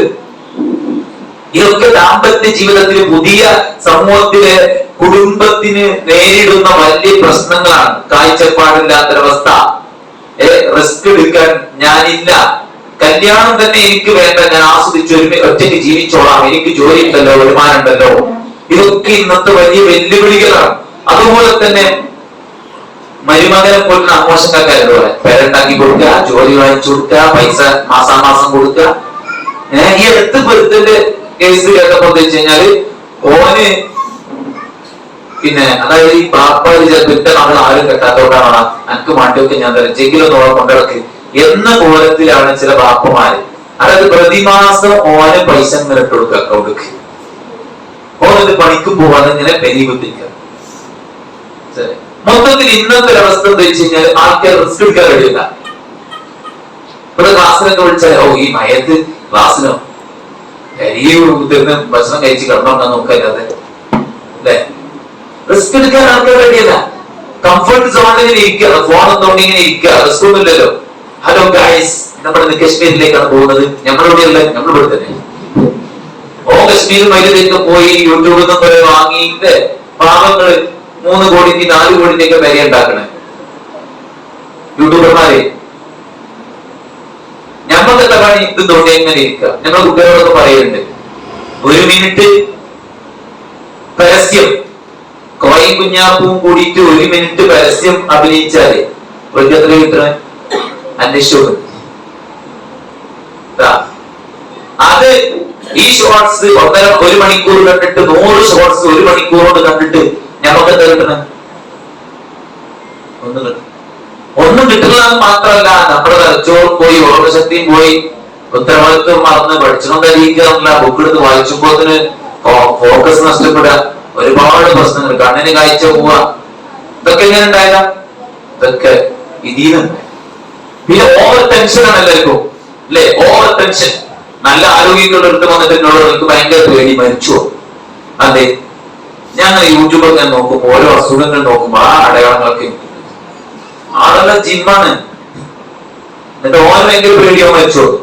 അപ്പൊ ഈ ഫോണുകളിലൂടെ അലക്ഷ്യമായിട്ടുള്ള സ്ക്രോളിങ്ങിന് ഉണ്ടായതെന്താ? പേടി. എല്ലാത്തിനും പേടി അല്ലെ? അനങ്ങിയ ടെൻഷൻ, ഒന്നും ഏറ്റെടുക്കാൻ പറ്റാത്ത അവസ്ഥ, പിന്നെ അധ്വാനിക്കാൻ വയ്യ, റിസ്ക് എടുക്കാൻ വയ്യ. അതോടെയാണ് ഈ മറ്റേ കച്ചവടത്തിലൊക്കെ പോണേ. എന്ത് പെട്ടെന്ന് പൈസ കിട്ടാണ്, വളരെ ചുരുങ്ങിയ അധ്വാനം. സംഭവം ആ നിലക്കൊരു റിസ്ക് ആണെങ്കിലും ജസ്റ്റ് ഒന്ന് കൈമാറുന്നതോടുകൂടെ 1000ങ്ങളും 10,000ങ്ങളും കിട്ടണം. അപ്പൊ ഇന്നത്തെ ഒരു വലിയ പ്രശ്നങ്ങൾ ഇതൊക്കെയാണ്. പിന്നെ എല്ലാവരും തിരക്കാ, എല്ലാവർക്കും തിരക്ക്, ആർക്കും വർത്താനം പറയാൻ നേരല്ല, കാണാൻ നേരല്ല. എന്നിട്ട് എല്ലാം കഴിഞ്ഞിട്ട് അവസാനം ഇങ്ങനെ വന്നിട്ട് അതെ എന്നോട് നിങ്ങൾ ഒന്ന് മൊബൈൽ വണ്ടിയിലാണ്, ഞാനും വണ്ടിയിലാണ്, ഒന്ന് നമ്മൾ സംസാരിക്കണം, ഒന്നാമത് നിൽക്കുക.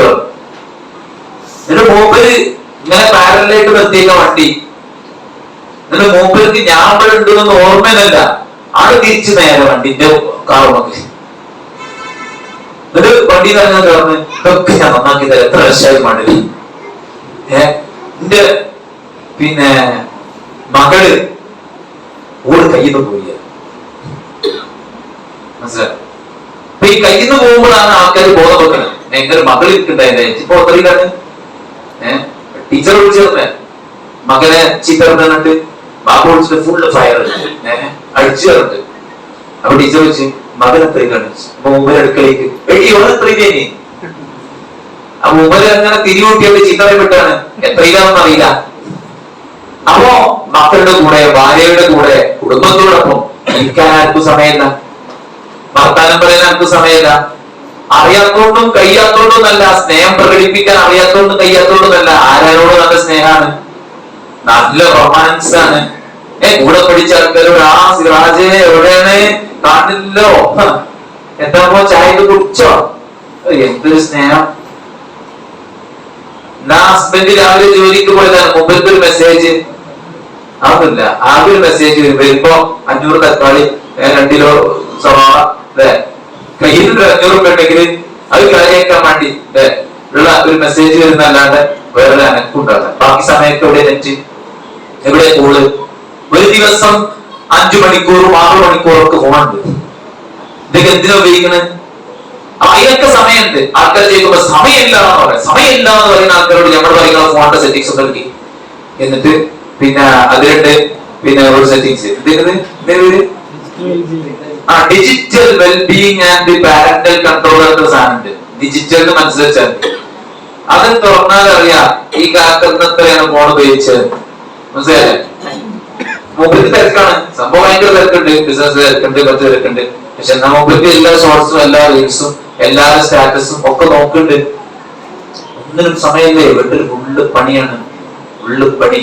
എന്നാൽ ഫോണും തരും എന്ന് പറഞ്ഞു കഴിഞ്ഞാല് അതിലുണ്ടാവും എടി ഇത് ആരെ വീട്, അടി ഇത് ആരാ കല്യാണം, അടി ഇത് ആരെ, എല്ലാം അറിയണല്ലോ നമുക്ക്, എല്ലാം അറിയണം, ലോകത്തെടുക്കണം, എല്ലാം അറിയണം. ഒരു 3000 രൂപ ഡെയിലി കൂലി ചെയ്യാൻ പറ്റിയ ജോലിയാണ് എല്ലാവരും ചെയ്യുന്നത് ഫോണില്. പക്ഷെ ഒന്നും കിട്ടുന്നില്ലാന്നുള്ളൂ. അപ്പൊ ചുരുക്കി പറഞ്ഞാൽ സമയം, ആർക്കും സമയമില്ലാത്തൊരു തിരക്ക്, അതൊക്കെ ഇന്നത്തെ ഒരു പ്രശ്നമാണ്. പൊതുബോധം ക്രിയേറ്റ് ചെയ്യപ്പെടുന്നതിലെ മാലിന്യങ്ങൾ പ്രശ്നമാണ്. വർദ്ധിച്ചുകൊണ്ടിരിക്കുന്ന അവിഹിതങ്ങളും ലൈംഗികമായ വൈകൃതങ്ങളും ഒരു പ്രശ്നമാണ്. ലഹരി ഉപയോഗങ്ങൾ ഇന്ന് വലിയൊരു പ്രശ്നമാണ്. അതുപോലെ സാമ്പത്തികമായിട്ട് വരവിനനുസരിച്ചുള്ള ചെലവല്ല, അല്ലല്ലോ. എല്ലാവർക്കും കറണ്ട് ബില്ല്, കടിയിലുള്ള ബില്ല്, ഇതൊക്കെ എല്ലാവർക്കും ഈക്വൽ അല്ലേ? വരുന്ന വരവ് എത്രയാന്നുള്ളത് ഡിഫറെന്റ് ആയിരിക്കും, വരുമാനം ഡിഫറെന്റ് ആയിരിക്കും. പക്ഷെ ചെലവ് ഓൾമോസ്റ്റ് എല്ലാവർക്കും ഒരുപോലെ. എണ്ണക്ക് എല്ലാവർക്കും 106 റുപ്യാണ് ലിറ്ററിന്, അങ്ങനെ തന്നെയല്ലേ? എല്ലാരും വണ്ടി ഓടണമെങ്കിൽ അടിച്ചോടണം, റീചാർജ് ചെയ്യണം. ബാല്യത്തത് നമ്മളത് ഇനി വേറെ മാൻ്റെ റീചാർജ് ചെയ്യാൻ തന്നെ വേണം മാസത്തിൽ 1000 റുപ്യ അല്ലേ? അപ്പൊ വലിയ ചെലവാണ്. എന്നാൽ അതിനുള്ള വരവില്ല. എന്നാൽ അതിനനുസരിച്ച് ചെലവ് കുറക്കാൻ പറ്റുമോ?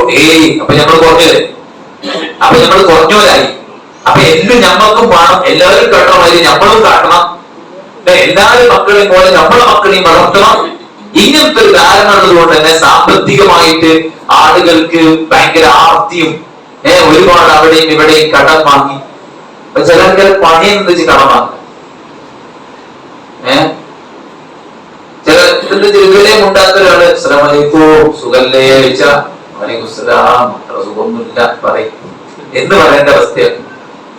കാരണം ചിലവര് ചില്ലറ എന്നോടൊരാൾ ചോദിച്ചിട്ട് ഒരാളെ കുറിച്ച് എന്നോടൊരാൾ പറഞ്ഞു ഇയാളുടെ അവസ്ഥ എന്താണെന്ന് വെച്ചാൽ ഞാൻ പറഞ്ഞു അവർക്ക് സൂപ്പറാണ്, അല്ല മൂപ്പര് ഇങ്ങനെ നടന്ന് പിരിവയ്ക്കുന്നുണ്ട്, അല്ല പൈസ കടം വാങ്ങേണ്ടത് ഞാൻ കേട്ടിരുന്ന. പിന്നെ ഞാൻ മൂപ്പര് നാട്ടിൽ പ്രസംഗിക്കാൻ പോയി. ഈ മറ്റാളെ ഞാൻ എന്റെ വീട്ടിലെത്തിയപ്പോൾ എന്റെ അടുത്ത് മെസ്സേജ് സലായി ഞങ്ങൾ വീട്ടിലേക്ക് എത്തിയോ, പിന്നെ കുറച്ച് പൈസ എടുക്കാണ്ടാവോ? ഞാൻ പറഞ്ഞത് ഒറ്റ കഴിച്ചോളാ, അത് ബുദ്ധിമുട്ടിലാണ്. കാരണം എനിക്കറിയാം എന്റെ മുമ്പ് എന്നോട് മറ്റൊരാള് പറഞ്ഞിട്ടുള്ളൂ. അപ്പൊ വ്യാപകമായിട്ട് കടം വാങ്ങിയിട്ട് റോഡ് ചെയ്യാം, ഞാൻ അങ്ങോട്ടോട് തിരിച്ച. ചിലർക്ക് ഭയങ്കര ബിസിനസ്സുകാരനേക്കാരം രാവിലെ വൈകുന്നേരം കടന്ന് മരിച്ച് വലിയ കാറിലൊക്കെ 5 പൈസ ലാഭട്ടോല. പലിശ കൊണ്ട് അങ്ങോട്ടും ഇങ്ങോട്ടും ഇങ്ങനെ പലിശ അറിയാനല്ലാതെ കടങ്ങനെ കൂടെ ഉണ്ടാവും, ബ്രാഞ്ച് കുറെ ഉണ്ടാവും, പക്ഷെ കച്ചവടം നടക്കുന്നുണ്ടാവില്ല. എന്നാ നാട്ടുകാരെ മുമ്പിലൊക്കെ പൈസക്കാരനാണ്. ഞമ്മള് ഇടവണ്ണ പള്ളിക്ക് വേണം ഇരിക്കാൻ ചെന്നപ്പോ ഒരാളിനോട് വന്നു സാറേ പിന്നെ ഞാൻ എന്താ തരാം നിങ്ങൾ പറഞ്ഞാൽ മതി. അപ്പൊ ഞാൻ വേറെ സിറ്റുവേഷൻ അപ്പൊ എന്നോട് പറഞ്ഞു അവരോടൊക്കെ ചോദിക്കണ്ട, ഒരു പറ്റ. അപ്പൊ എന്താ വെച്ചാൽ ഇവർക്ക് അഭിമാനികളാണ്. നമ്മളധികം നമ്മളെ റെസ്പെക്ട് ചെയ്യണ, നമ്മൾ ഓരോ റെസ്പെക്ട് ചെയ്യണ വലിയ പൊസിഷനിലുള്ള പൈസക്കാരായിട്ട് അറിയപ്പെടുന്ന ആൾക്കാരാണ്. അതുകൊണ്ട് ബിസിനസ് ടൈറ്റാണ്, ഇപ്പൊ തരാൻ കഴിയില്ല എന്നൊക്കെ പറയാൻ അഭിമാനം സമ്മതിക്കാത്തതുകൊണ്ട് അങ്ങനെ ഓരോരുത്തർക്കും ഓവർ പൈസ കൊടുക്കാൻ കഴിയുന്നില്ല. അതൊക്കെ ഇന്നത്തെ ഒരു പ്രശ്നമാണ്. സാമ്പത്തിക വിഷയം ഒരു പ്രശ്നമാണ്. അതുകൊണ്ട് കുടുങ്ങിക്കിടക്കുന്ന ഒരുപാട് ആൾക്കാരുണ്ട്. അതുകൊണ്ട് കുടുംബം കലങ്ങി കുറെ ആൾക്കാരുണ്ട്. ഈ നേരത്തെ പറഞ്ഞ പോലത്തെ ബന്ധങ്ങൾ കൊണ്ട് കലങ്ങി കുറെ ആൾക്കാരുണ്ട്. വലിയ തിരക്കുകൊണ്ട് കുടുംബങ്ങൾ കലങ്ങിയ ആൾക്കാരുണ്ട്. എക്സ്പെക്ടേഷന്റെ പ്രശ്നങ്ങൾ കൊണ്ട് കുടുംബം കലങ്ങിയ ആൾക്കാർ. ഒരു സ്ഥലമൊക്കെ വാങ്ങി തറയ്ക്കെട്ട് പെരങ്ങനെ പോകുമ്പോ തോന്നാണ് ഇവിടെ പാണ്ടില്ലേ, കുറച്ചും കൂടെ ഒന്ന് റോഡിക്ക് ആയിനെങ്കിൽ ആ ഹൈവേന്റെ സൈഡിലായിനെങ്കിൽ ഒരു റാഹത്തായി. അപ്പൊ എന്താണ് ഒരു എന്താ പറയുക മേലേക്ക് ചിന്തിക്കുന്ന ഒരു അവസ്ഥ. നമ്മൾ പുതിയ കുപ്പായൊക്കെ ഇട്ടുണ്ടാവും, എന്നാലും ഒരു ബ്രൈറ്റ്നെസ് ഉണ്ട്. നമ്മളെ കുപ്പായത്തിന് ഇതില്ല. അതൊക്കെ ഇന്നത്തെ ഒരു പ്രശ്നമാണ്. അത് മൊത്തത്തിലൊരു പ്രശ്നമാണ്. അത് വിശദമായിട്ട് ഇങ്ങനെയൊക്കെ പറയാൻ പറ്റുമെന്ന് എനിക്കറിയില്ല. അതൊക്കെ ഓപ്പാക്കിനെ ഞാൻ കുറെ പച്ചക്ക് പറഞ്ഞേ. അതിന്റെയൊക്കെ പ്രശ്നങ്ങള് അവനവനുള്ളതിൽ തൃപ്തിപ്പെടാൻ കഴിയാതിരിക്കുന്ന, മേലക്ക് ചിന്തിക്കുന്ന വലുതായി വലിയ എക്സ്പെക്ടേഷനുകൾ. ഞാൻ കല്യാണം കഴിക്കുമ്പോ അങ്ങനെ നല്ല വിചാരിച്ചത്, എന്നുവെച്ച് കല്യാണം കഴിക്കുമ്പോ എങ്ങനെ വിചാരിച്ചത്, ഞാൻ കല്യാണം കഴിക്കുമ്പോ ഭയങ്കര അറ്റ്ലീസ്റ്റ് ഓളോട് പറഞ്ഞു ഞാൻ ഇങ്ങനെയൊക്കെയാണ് ഉദ്ദേശിക്കുന്നത്. അത് പറഞ്ഞിട്ടൊന്നുമില്ല. ഓളിനെ പഠിച്ചോനായിരിക്കുമല്ലോ, എന്റെ മനസ്സൊക്കെ വായിക്കാൻ കഴിവുള്ള. അപ്പൊ ഭയങ്കര എക്സ്പെക്ടേഷൻ ആണ് ഓരോരുത്തർക്കും ഓരോന്നിനെ കുറിച്ചും. അതുകൊണ്ട് തന്നെ ആളുകളായിട്ട് ഒന്ന് സംസാരിച്ചാൽ പിന്നെ വെച്ചു ഓ ശരിയില്ല, ബലം മാത്രം ശരിയില്ല, മറ്റൊന്നും ഓ തീരെ പോലെ. ആരൊക്കെ ഇവിടെ പോയിരുന്ന ആള് ഇപ്പോ ഒരാളുണ്ട്, കുറച്ച് നീളമൊക്കെ ഉണ്ട്, നീളമുള്ള കാടിയൊക്കെ ഉണ്ട്, പ്രസംഗിക്കാറൊക്കെ ഉണ്ട്, വിമാനത്തൊക്കെ നിൽക്കാറുണ്ട്. അത് നിങ്ങളോ പറഞ്ഞിട്ട് ഞാൻ തന്നെ ഞാൻ പറയാൻ പറ്റല്ലോ. അപ്പൊ ഞാൻ തന്നെ എല്ലാവർക്കും കുറവാണ്. ഇതൊക്കെ എന്തിനാണ് ഉണ്ടാവുന്നത്? വലിയ വലിയ എക്സ്പെക്ടേഷൻസും ധാരണകളും പിന്നെ ഒന്നും സഹിച്ചാൻ പറ്റാത്തൊരു മനസ്സും ഒക്കെ പാടെ കൂടിയിട്ട് വല്ലാത്തൊരു അവസ്ഥയിലാണെന്നുള്ളത്. മക്കളെ അവസ്ഥ പ്രത്യേകിച്ച് പറയേണ്ട ആവശ്യമില്ലല്ലോ. അതുകൊണ്ട് ഇങ്ങനെയുള്ള സാഹചര്യങ്ങളിൽ ജീവിക്കുന്ന നമുക്ക് ഒരു സൊല്യൂഷൻ ആയിട്ടുള്ളത് ഈ ദീൻ തന്നെയാണ്. അള്ളാഹ് എന്തിനാണ് ഈ ദീന് പൂർത്തിയാക്കുമ്പോ പറഞ്ഞത്? എന്താ പറഞ്ഞത്? അല്യോമ അക്മൽതു ലക്കും ദീനക്കും വഅത്മംതു അലൈക്കും നിഅമതി വറദീതു ലക്കുമുൽ ഇസ്ലാമ ദീനാ. ഈ ഇസ്ലാമിനെ തൃപ്തിപ്പെട്ട് തന്നിരിക്കുന്നു പറഞ്ഞ അള്ളാഹ് പറഞ്ഞത് നിഅമതി എന്നാണ്. എന്റെ അനുഗ്രഹമാണ് ഈ ദീൻ, എന്റെ അനുഗ്രഹമാണ്. അതായത് നമ്മള് റിസ്ക് എടുത്തിട്ട് ഭക്ഷണമൊക്കെ റെഡിയാക്കി വെച്ച് കഴിച്ചിട്ട് ആരും ഒന്നും പറഞ്ഞില്ല, നമുക്ക് ടെൻഷനായി. അപ്പൊ നമ്മളോട് ഖുർആൻ പറയുന്നത് വെച്ച് കഴിഞ്ഞാല് നമ്മൾ ആ റിസ്ക് എടുത്തിട്ട് ഭക്ഷണം ഉണ്ടാക്കുന്നതും തയ്യാറാക്കണമൊക്കെ ആളുകൾ നല്ലത് പറയാനല്ല, പിന്നെത്തിനാണ് തിന്നാൻ കൊടുക്കുക എന്നുള്ള വലിയൊരു കൂലിയുടെ കാര്യം. ആ ഒരു കൂലി കിട്ടാൻ പിന്നെ കുടുംബത്തിൽ ആ ഡ്യൂട്ടി നിർവഹിക്കേണ്ട ആള് ഞാനെന്ന നിലയ്ക്ക് ആ ബാധ്യത ഞാൻ നിർവഹിക്കുന്നു.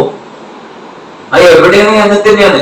ഞാൻ ഇത്രയൊക്കെ ആൾക്കാരെ വിളിച്ച് ഇത്രയൊക്കെ പരിപാടി അറേഞ്ച് ചെയ്തിട്ട് ഒരു കുട്ടി ഞാൻ ചെയ്തൊന്നും ആരും കണ്ടില്ല. ഓൻ അസ്വസ്ഥനാണ്, ദീന് പറഞ്ഞിട്ട് അസ്വസ്ഥനാണ്ട. കാരണം ഈ ചെയ്യുന്നതൊക്കെ അള്ളാന്റെ കൂലിക്ക് വെറുതെ നല്ല ദീന് ഞാമ്പത്ത് എന്ന് പറഞ്ഞു.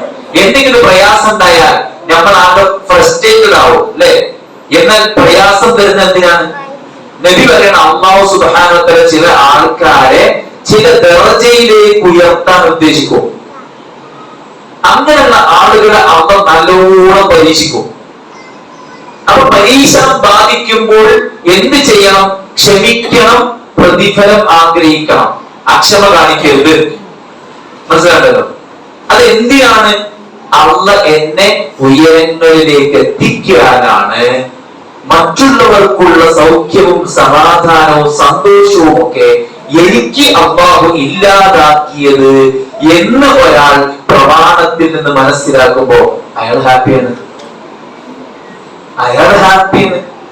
ചിലർക്ക് പേടിയാണ്. നമ്മുടെ നാട്ടിൽ നിന്നൊക്കെ നമ്മളെടുത്തിട്ട് പിന്നെ പാകിസ്ഥാനിലോ വിടുന്നതോ പറയുന്നുണ്ടല്ലോ എന്നൊക്കെ.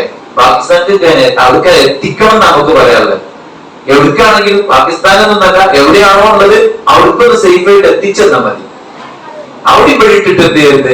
ബുൾഡോസർ കൊണ്ട് കത്തരുത്. അവർക്ക് എത്തിക്കുമെങ്കിൽ അവർക്ക് എത്തിക്കാം. എന്താ ശൈഖുൽ ഇസ്ലാം ഇബ്നു തൈമിയ്യ റഹിമഹുല്ലാഹ് അനുഭവിച്ചത്? എന്താ അവർക്ക് പറഞ്ഞത്? ഇന്ന ജന്നത്തി വ ബുസ്താനി ഫീ സദ്രി. എന്റെ ഉദ്യാനം, എന്റെ സ്വർഗം എന്റെ ഹൃദയത്തിനകത്താണ്. നിങ്ങൾ എന്നെ ജയിലിലിടുക, എന്നെ പേടിപ്പിക്കുക, എന്നെ ചീത്ത പറയാ, എന്റെ നാട് കടത്തുക, ഇതുകൊണ്ടൊന്നും എനിക്കൊരു ചുക്കു സംഭവിക്കുന്ന മക്കളെ. അതുകൊണ്ടാണ് ഈ ദീന് നിഅമത്താണെന്ന് പറഞ്ഞത്. ദീനി ബോധമുള്ള ഒരു കുടുംബം അതൊരു വലിയ നിഅമത്താണ് അല്ലെ? ഈ ദുനിയാവിലെല്ലാം ആസ്വാദനമുണ്ട്. ഈ ദുനിയാവിലെ ഏറ്റവും വലിയ ആസ്വാദനം ദീനി ബോധമുള്ള ഒരു ഇണയാണ്. അതെന്താ? എല്ലാറ്റിലും ദീനിയായിട്ട് ഇടപെടാൻ പറ്റുക എന്നുള്ളതും ദീനിന്റെ കൽപ്പനകൾ പഠിച്ചു മനസ്സിലാക്കി അങ്ങനെ പെരുമാറാൻ കഴിയാന്നുള്ളതും വലിയൊരു കാര്യമാണ്. ദീനുള്ള മക്കളെ കുറിച്ച് നമുക്ക് ആശങ്ക ഉണ്ടാവോ? ഇപ്പൊ ഞാനിവിടെ ക്ലാസ് എടുക്കുമ്പോഴും ജീവിതത്തിൽ ഒരിക്കൽ പോലും പ്രസംഗിച്ചിട്ടില്ല അതെന്റെ ഉമ്മാക്കും ഉപ്പാക്കും കൂടിയിട്ടുണ്ട്. മനസ്സിലായോ? അപ്പൊ ദീനുണ്ടെങ്കിൽ നമുക്കൊരു പ്രശ്നമില്ല.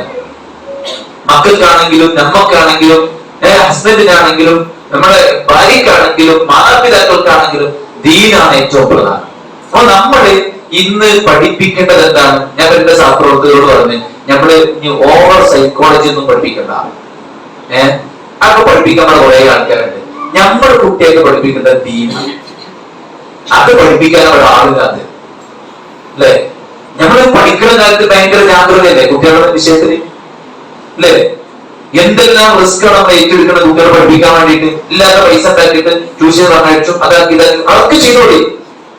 പക്ഷെ എല്ലാവരും ടീച്ചേഴ്സും ഇവിടുത്തെ അക്കാഡമീഷ്യന്മാരും ഇവരൊക്കെ ദിമ്മ തന്നെയാണ് വെട്ടി പറയുന്നത്. പിന്നെ പണ്ടത്ത് പറയുന്ന കുട്ടികൾക്ക് ഒരു ബോധമുണ്ട്, എന്ത് പഠിച്ചു വളർന്ന് ഉഷാറാകണം എന്നൊക്കെ. എന്നാ ബോധമില്ലാത്ത മേഖല ഏതാണ്? ആരും പറയാത്ത മേഖല ഏതാണ്? എല്ലാവരും എതിരെ പറയുന്ന മേഖല ഏതാണ്? മതപരമായ മേഖലയാണ്. അത് പറയേണ്ട ആൾക്കാരാരാ? ഞമ്മളാണ്. അത് പറയേണ്ടത് എങ്ങനെയാണ്? അവർക്ക് ബോധ്യപ്പെടും വിധത്തിലാണ്. മനസ്സിലായോ?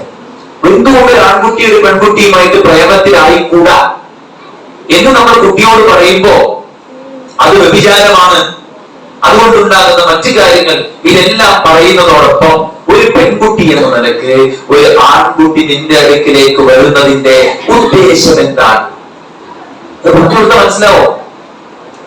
അവർക്ക് കറക്റ്റ് പറഞ്ഞ് ബോധ്യപ്പെടുത്തി കൊടുത്താൽ മനസ്സിലാവും. ഖുർആൻ അങ്ങനെയല്ലേ നടത്തിയത്? യാ അയ്യുഹന്നാസു തഖൂ റബ്ബക്കും ഇന്ന സൽസലത്തസ്സാഅതി ശൈഉൻ അദീം. ജനങ്ങളെ, നിങ്ങൾ അല്ലാഹുവിനെ സൂക്ഷിക്കണം, കാരണം ഈ ലോകം അവസാനിക്കുന്ന ഒരു നാള് വരാനുണ്ട്, അന്ന് മുത്തഖികളെ വിജയിക്കൂ. അപ്പൊ എന്തിനാ അല്ലാഹുവിനെ സൂക്ഷിക്കുന്നത്? ബിസിനസ് തഴച്ചു വളരാൻ എന്നല്ല, ദുനിയാവിൽ നിനക്ക് സന്തോഷം കിട്ടാൻ എന്നല്ല. അതൊക്കെ കിട്ടും, പക്ഷെ അൾട്ടിമേറ്റ് ലക്ഷ്യം പരലോകം വരാനുണ്ട്. അപ്പൊ ഖുർആൻ നോക്കി ബോധ്യപ്പെട്ട് സംസാരിച്ച് പെണ്ണുങ്ങളുടെ ഡ്രസ്സിനെ കുറിച്ച് പറഞ്ഞപ്പോ ഖുർആൻ എന്താ പറഞ്ഞ്?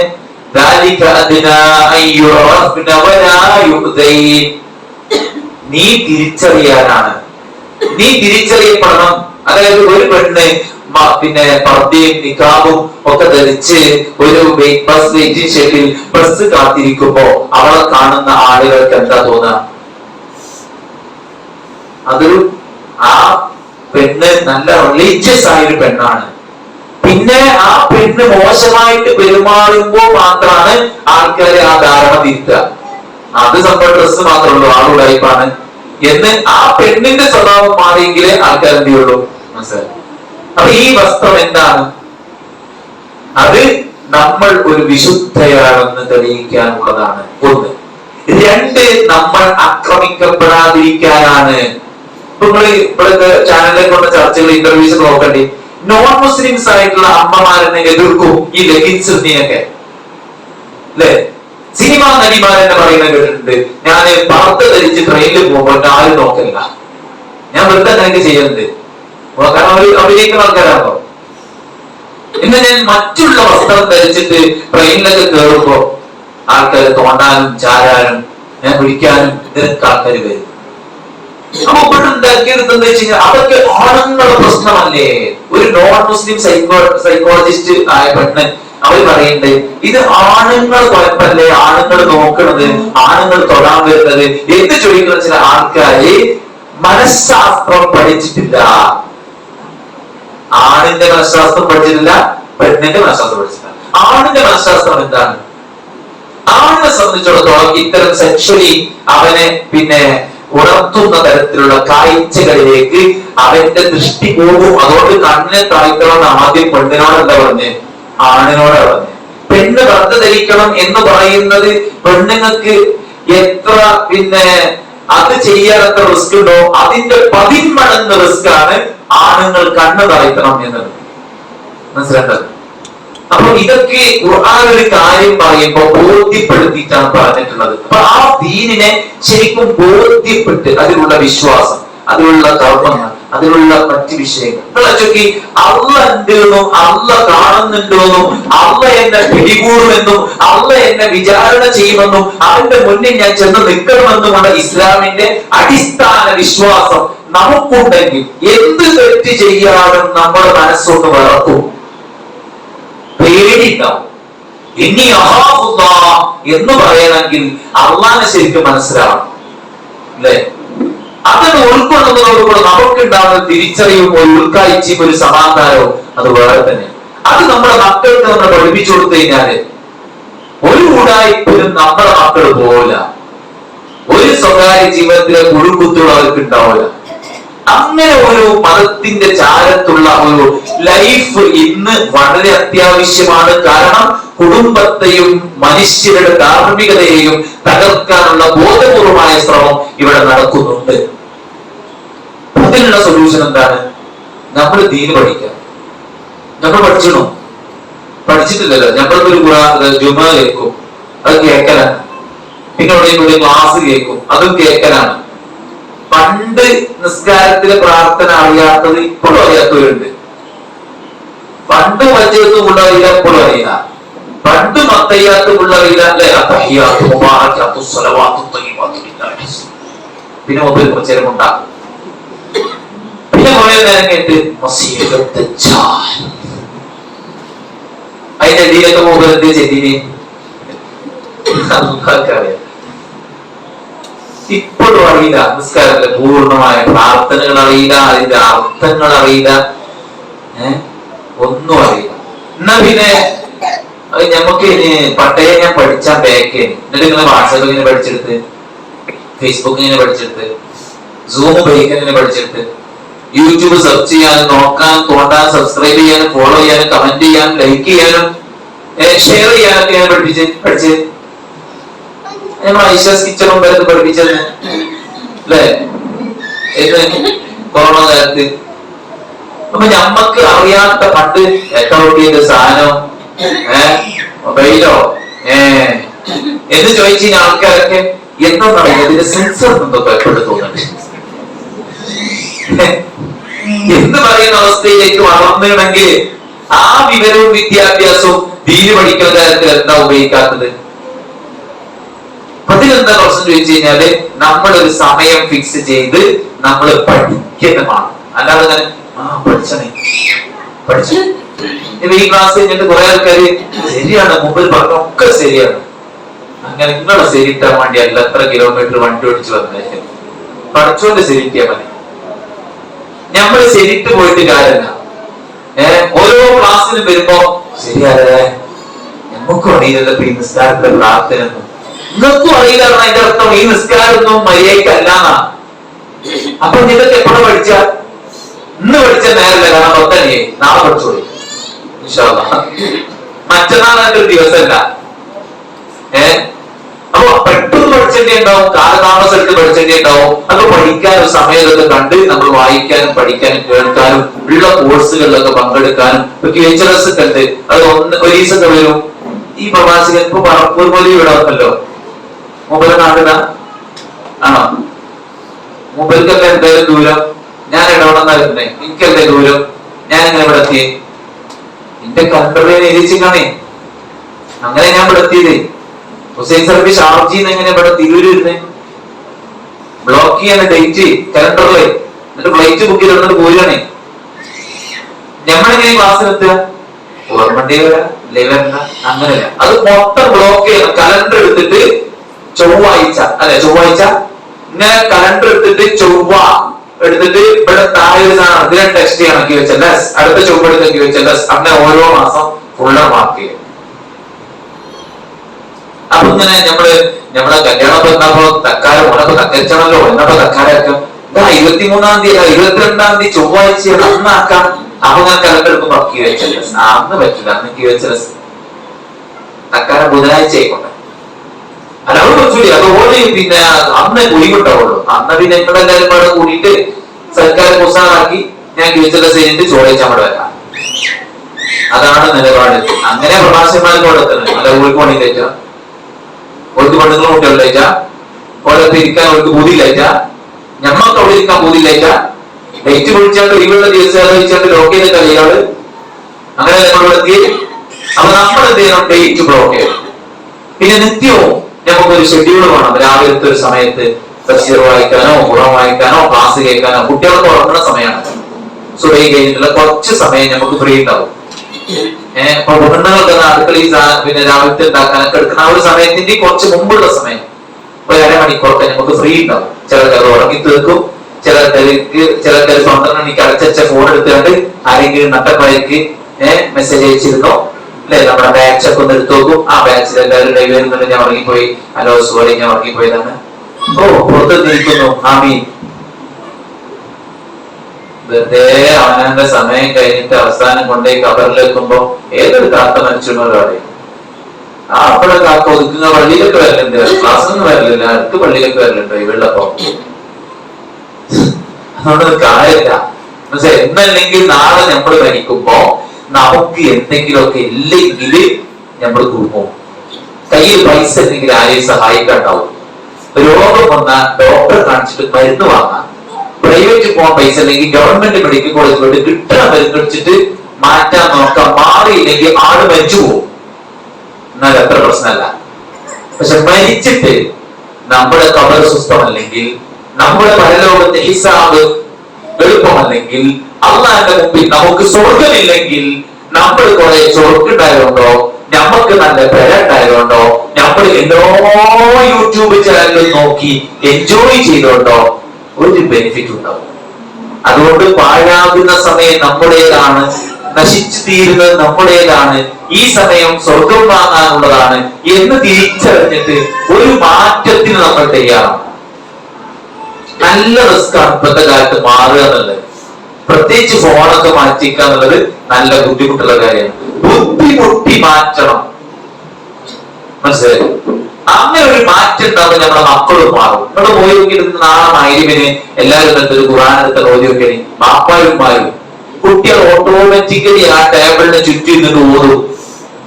നിങ്ങളൊരു ക്ലാസ് കേട്ടിട്ട് ഇങ്ങനെ ഒരു ഡയറക്റ്റ് ഇങ്ങനെ നോട്ട് ചെയ്ത് ഇതെന്താന്ന് വെച്ച് അതിന് പീസ് റേഡിയോയുടെ ലൈഫ് കോഴ്സിനുണ്ട്, പീസ് റേഡിയോയുടെ അന്നൂർ കോഴ്സിനുണ്ട്, പിന്നെ ബുധനാഴ്ചക്ക് QHSന്റെ ഓൺലൈൻ ക്ലാസ്സും ഉണ്ട്, പിന്നെ ചൊവ്വാഴ്ചക്ക് ഓഫ്ലൈൻ ക്ലാസ്സും ഉണ്ട്. ഇതൊക്കെ പാടെ ഇങ്ങനെ എഴുതിയിരിക്കുന്ന സ്വഭാവം ഒക്കെ ഉണ്ടെങ്കിൽ നിങ്ങളെ കുട്ടികളോട് നോട്ട് എടുക്കണം എന്ന് നിങ്ങൾ ഉപദേശിക്കേണ്ട ഒരു ആവശ്യമില്ല.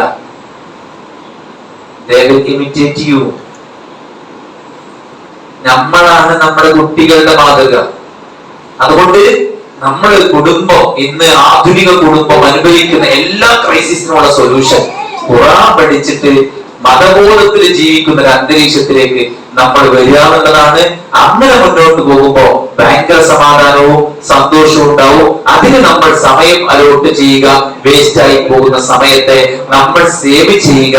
എപ്പോഴും നമുക്ക് ഇത്തരത്തിലുള്ള കാര്യങ്ങൾ കേൾക്കാനും അറിയാനും ഇന്ന് വഴികളുണ്ട്. വിസ്ഡം ദർസ് എന്ന ചാനൽ എഴുതിച്ചോളൂ, വിസ്ഡം ദർസ് TV. അതിന് നമുക്ക് പഠിക്കേണ്ട അടിസ്ഥാനപരമായ എല്ലാ വിഷയങ്ങളിലും ദർസ് ഉണ്ട്, തഫ്സീറുണ്ട്, അഖീദുണ്ട്, ഫിഖ്ഹുണ്ട്, എല്ലാം ഉണ്ട്. അപ്പൊ അതൊക്കെ ഉപയോഗപ്പെടുത്തി നമ്മൾ പഠിക്കാൻ തുടങ്ങി ഇൻഷാ അല്ലാഹ്. അപ്പൊ നമുക്ക് നല്ല സമാധാനവും സന്തോഷവും സ്വസ്ഥകരവുമായിട്ടുള്ള ജീവിതം ഇവിടെ ഉണ്ടാവും. മരിച്ചു ചെന്നാൽ പരലോകത്തും ഉണ്ടാവും. നമ്മുടെ മക്കളൊക്കെ നല്ല ബ്രൈറ്റ് മക്കളാകും, നല്ല ദീനിബോധമുള്ള മക്കളാകും. ലയിച്ചു ചേരാതെ അവർ മാറി നിൽക്കും, മനസ്സിലായേ? അനാവശ്യത്തിൽ ലയിച്ചു ചേരാതെ, മോശപ്പെട്ട കൂട്ടുകാരിൽ ലയിച്ചു ചേരാതെ, തനിക്കൊരു കാമുവിനെ സെറ്റ് ചെയ്ത് തരാൻ വേണ്ടിയിട്ട് ആരെങ്കിലും വരുമ്പോ ഓന്റെ കൂടെ പോകാതെ ഉറച്ചു നിൽക്കുന്ന നട്ടലുള്ള തന്റേടമുള്ള നിലപാടുള്ള മക്കളായിട്ട് നമ്മുടെ മക്കൾ മാറും. അത് നമ്മൾ പ്രത്യേകം ശ്രദ്ധിക്കാം. ഈ ചൊവ്വാഴ്ച ദിവസങ്ങൾ എന്താണെന്ന് വെച്ച് കഴിഞ്ഞാൽ QHS മുതിർന്ന ആണുങ്ങളും പെണ്ണുങ്ങളും മുതിർന്ന വിദ്യാർത്ഥിനികളും ഒക്കെ QHS ഇരിക്കുമ്പോൾ ഈ കുഞ്ഞു കുട്ടികൾക്ക് എന്ത് ചെയ്യണം? ചെറിയൊരു ക്ലാസ് മുകളിലോ അവിടെ വെയിലൊക്കെ സെറ്റ് ചെയ്യാം. ഒരു കളിച്ചങ്ങാടം പോലെ കുറച്ച് ചെറിയ ദുബായും പാട്ടും കളിയൊക്കെ ഇതാക്കി നിങ്ങൾക്ക് സ്വസ്ഥമായിട്ട് ക്ലാസ് ചെയ്യുകയും ചെയ്യാം. അവർക്ക് എന്ത് ചെയ്യാം?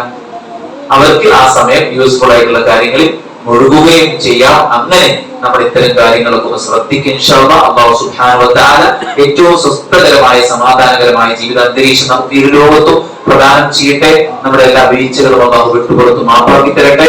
അവന്റെ പരിശുദ്ധ ജന്നാത്തുൽ ഫിർദൗസി അല്ലാഹു നമ്മെ എല്ലാവരെയും ഉൾപ്പെടുത്തി അനുഗ്രഹിക്കുമാറാവട്ടെ. ഇൽമും ഈമാനും തഖ്വയും അല്ലാഹു നമുക്ക് വർദ്ധിപ്പിച്ച് നൽകുമാറാവട്ടെ. അല്ലാഹു നാം ഭയക്കുന്ന എല്ലാ കാര്യങ്ങളും നമ്മിൽ തൊട്ട് അകറ്റുമാറാവട്ടെ. നമ്മുടെ രാജ്യത്തുള്ള സമാധാന അന്തരീക്ഷം നിലനിർത്തി തരുമാറാവട്ടെ. അനൈക്യവും കലാപവും ചിത്രതയും വിതച്ച് അധികാരത്തിൽ സ്ഥിരപ്രതിഷ്ഠ നേടാൻ പരിശ്രമിക്കുന്ന ഫാസിസ്റ്റ് ശക്തികളിൽ നിന്നാവോ ഈ രാജ്യത്തിന്റെ അധികാരം മനുഷ്യ സ്നേഹികൾക്ക് തിരിച്ചു നൽകുമാറാവട്ടെ. ലോകത്തിന്റെ വിവിധങ്ങളായ പലസ്തീനിലും മറ്റുമൊക്കെ പ്രയാസം അനുഭവിക്കുന്ന ആളുകൾക്കുണ്ടാവും ആശ്വാസവും സ്വാതന്ത്ര്യവും നൽകി അനുഗ്രഹിക്കട്ടെ. ഇത്രയും നേരം വളരെ റിസ്ക് എടുത്ത് കുട്ടികളൊക്കെ താങ്ങി നമ്മുടെ ഈ സദസ്സിലിരുന്നു.